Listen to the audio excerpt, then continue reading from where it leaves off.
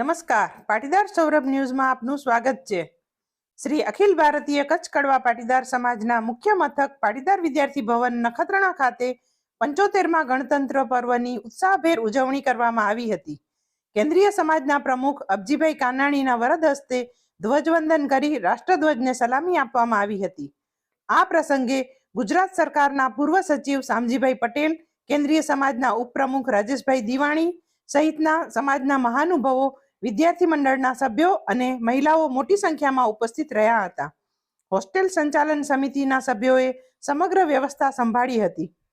જન ગણ મન અધિનાયક જય હે ભારત ભાગ્ય વિધાતા પંજાબ સિંધ ગુજરાત મરાઠા દ્રાવિડ ઉચ્ચલ ગંગા વિજય હિમાચલ યમુના ગંગા ઉચ્ચલ જલધિ સરંગા तव शुभ नामे जागे तव शुभ आशीष मांगे गाये तव जय गाथा जन गण मंगलदायक जय हे भारत भाग्य विधाता जय हे जय हे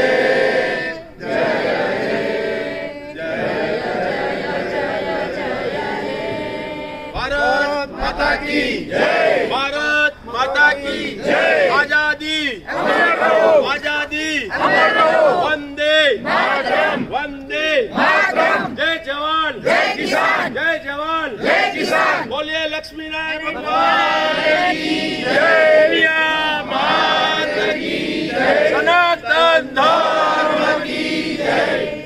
પ્રજાથી આ જે તંત્ર ચાલે છે એના માટે આપણે સૌ રાષ્ટ્રીય ભાવના સાથે સાથે આપણે સૌથી પહેલું રાષ્ટ્ર પ્રત્યેનું આપણું સમર્પણ અને આપણી ફરજ શું છે, અધિકારો તો છે, સાથે સાથે આપણી ફરજ શું છે, ડ્યુટી શું છે એ પણ સમજવું જોઈએ। ને આજના દિવસમાં આપણે પરિવાર, સમાજ અને રાષ્ટ્રીય ભાવના સાથે આપણે આગળ વધી સમર્પણ ભાવ દાખવીએ અને આગામી વર્ષમાં આપણે જેમ હમણાં ભારતીય સંસ્કૃતિ રામલલાની જે પ્રાણ પ્રતિષ્ઠા થઈ, પુનઃ પ્રાણ પ્રતિષ્ઠા થઈ, એના અંદર રાષ્ટ્રીય લેવલે જ નહીં આંતરરાષ્ટ્રીય લેવલે જે એના પ્રત્યેની ભાવના ગઈ, આપણે ભારતીય સંસ્કૃતિ ઉજાગર થઈ છે, એ જ ઉજાગર થયેલી સંસ્કૃતિને આપણે આગળ વધારીએ, જેથી આપણા રાષ્ટ્રની ઉન્નતિ થાય, સાથે સાથે આપણા રાજ્યની થશે ને આપણી સમાજની પણ થશે ને આપણી પરિવારની પણ થશે। આ સૌ ભાવનાઓ સાથે આપ સૌને ફરીથી આપ પર્વ નિમિત્તે આપને શુભકામનાઓ પાઠવી વિરમું છું। ભારત માતા કી જય, વંદે વંદે માતરમ કરવું જોઈએ અને આપણા દેશને મજબૂત બનાવવું જોઈએ। ભારત માતા કી જય। શુભકામનાઓ પાઠવું છું। દર વર્ષે અબજીભાઈ જાય અહીંથી ધ્વજવંદન કરે એના ફોટા આ માન સન્માન મળ્યું હોય તો આપણા આ બંધારણના કારણે ને આપણને ગૌરવ છે કે અત્યારે આપણને એક હોનહાર, શક્તિશાળી, હિંમતવાન વડાપ્રધાન મળ્યા છે કે તેમજ વગર પરમિશન વગર નોટિસે સોંથ વાળી નાખ્યો છે।